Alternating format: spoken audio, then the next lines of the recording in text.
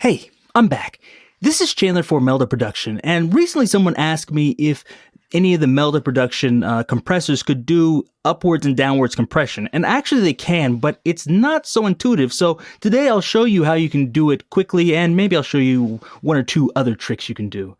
And so actually I believe all of them can do this. I'm not exactly sure, but I believe most of the compressors can, but we're going to use M compressor just because that one's free. You don't have to pay for it. So let's start with that. And so we have M compressor here.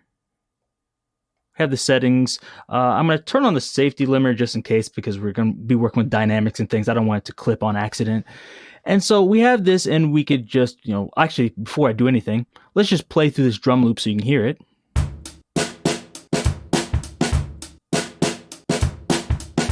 Okay, so you heard that. And so we have this, we have the compressor.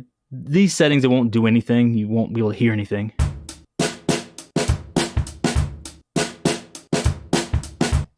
Okay, so it's not really doing anything. I want to turn the attack down just for this demonstration, but really you can set this wherever you want.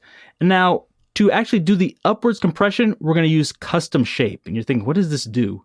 But when I click that, you see here this graph has points on it now. So now, if we move this up here, this is going to cause our upwards compression. And the more we move it up, the more upwards compression we're going to have. Actually, let me turn the RMS down just for this. You can actually leave that on if you want, but I want it down for this demonstration. So I'm going to play it one more time and listen as I drag this up, and you should hear the lower end details become more clear. So here we go.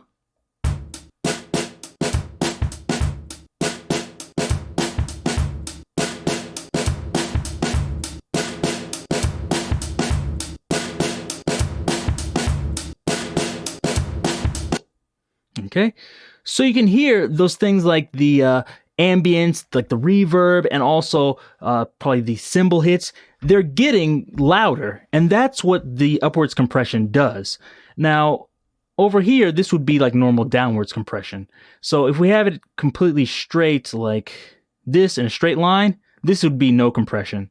This would be downward compression, and something like this, or if I added another point in here like this, would be upwards compression. So you see, we can do both at the same time fairly easily, and I'll show you some way you might typically use this. So let's say I have something here. I set this however I want to, whatever compression settings you want. I might listen to it and just like adjust the threshold. Oh, first, before I adjust the threshold, let me turn this maximize to 0 dB off. And now let's listen to it.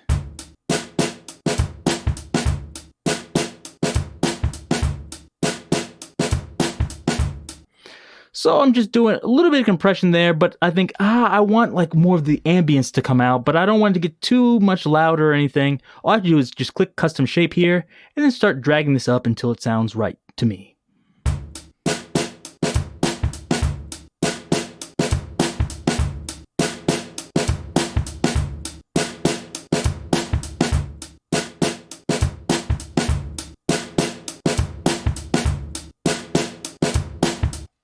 And then, of course, I could bring down the output a little bit, but I think you get the idea. That's a really fast and easy way, and I'm doing downwards and upwards compression at the same time.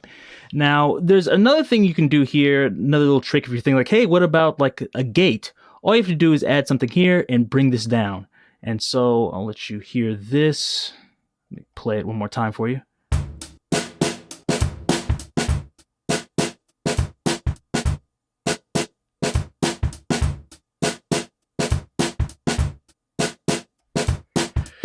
So by doing this and making these shapes, this is going to add your, let's say, your compression, your upwards compression, your expansion, your gates, etc.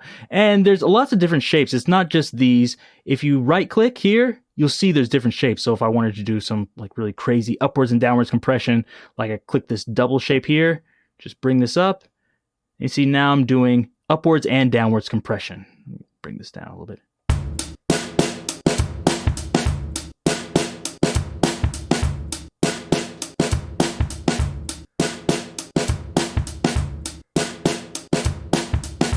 And you can hear it's doing like really extreme compression, and it's fairly easy to do. So that's an easy way to get that upward and downward compression. If you really need to compress something, just check that out. But I'll show you one more thing. We actually can't use M compressor for this. We'll have to use, let's say, M Dynamics, although you could use the multi-band version, M Dynamics MB.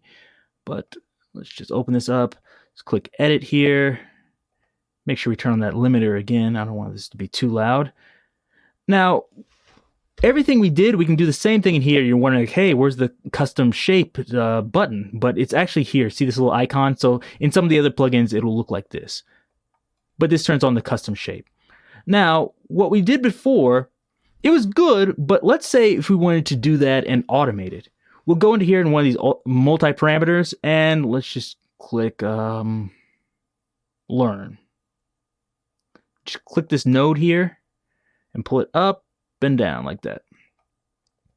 Now, let's say, I don't know, what should we name this? Upwards. Now you see that adjusts the curvature. We can move it all the way here. We can change the values to whatever we want, like this. And now it's moving up and down. So now we can change it as the song is actually playing, like this.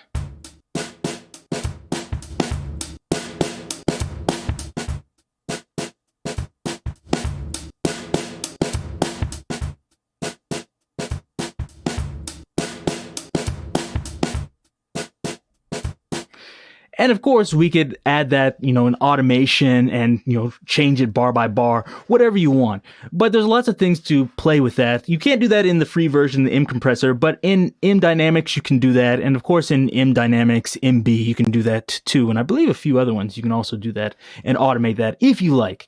So hopefully that gave you some ideas and things you can do. I kind of went overboard with the compression here, but of course you can do this more subtly and do it to your own taste. So if you like this, give me a thumbs up, leave me a message down below if you have any questions, and check out all the other plugins at melterproduction.com. Till next time, see you.